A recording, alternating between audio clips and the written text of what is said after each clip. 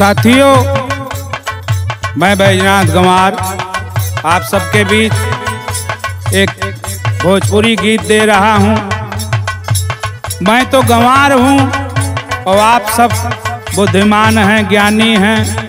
अपने अपने ढंग से इसका अर्थ लगाइएगा, समझ में आए तो मज़ा आएगा। निश्चित रूप से आप सबको अच्छा लगेगा।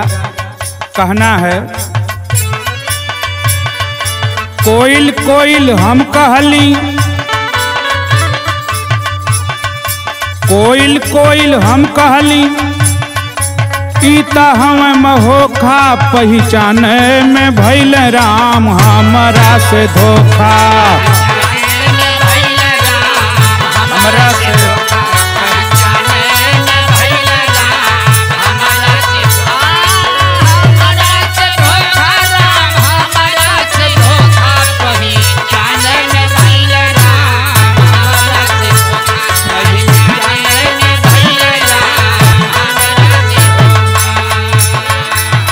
बसवारी वो बसवारी रही रही टेर लगावे हो, रही रही टेर लगावे।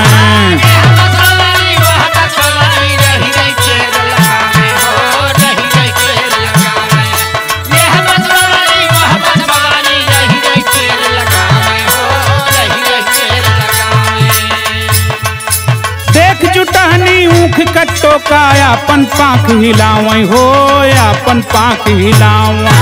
देख जुटानी कटो का अपन पाँख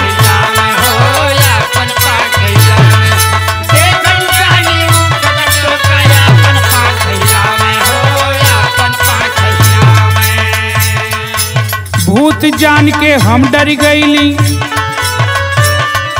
भूत जान के हम डर गईली, खोजली ओझा सोखा, पहचाने में भइल राम हमरा से धोखा।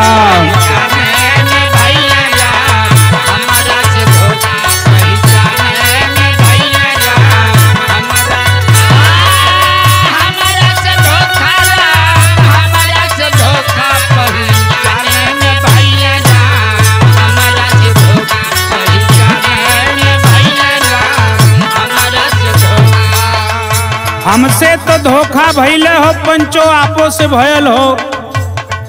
कोयल बुझ के महोखा पलबा, तई है हाल हुई जोन हाल बा। देख के चिड़ई जाल बिछावे, रही रही रूप सजावे हो, रही रही रूप सजावे।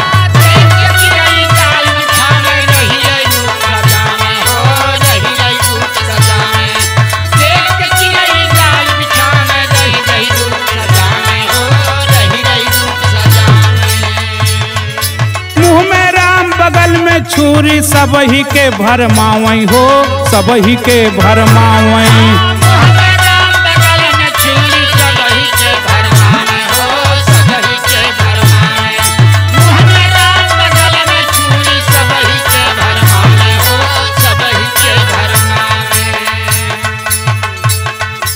जे फन्ना में आई गयल,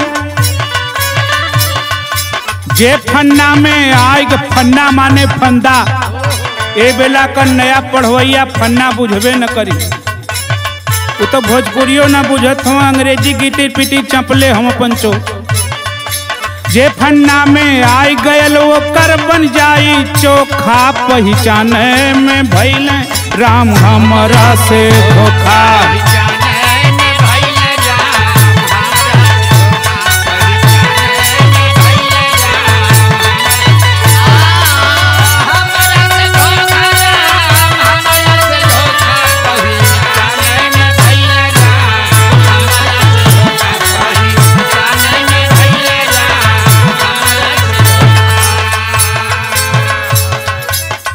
नया फैशन चलल हो, आन के काम के आपन काम कह दा।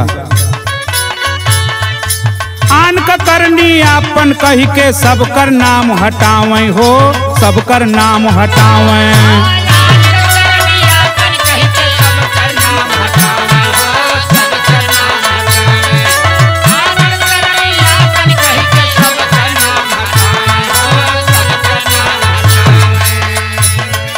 करम कमाई कुछ नहीं, करम कमाई कुछ नाही, घर के धन ओरवावई हो, घर के धन ओरवावई।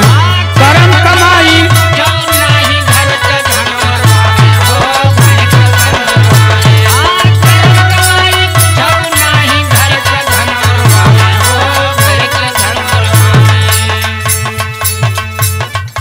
पुरखन का गोड़ धरियो नाही, गोड़े का धूर, गोड़े का धूर। पुरखन का गोड़ धुरियो नाही, बहु पवन अनोखा, पहचाने में भइल राम हमरा से धोखा, पहचाने में भइल राम।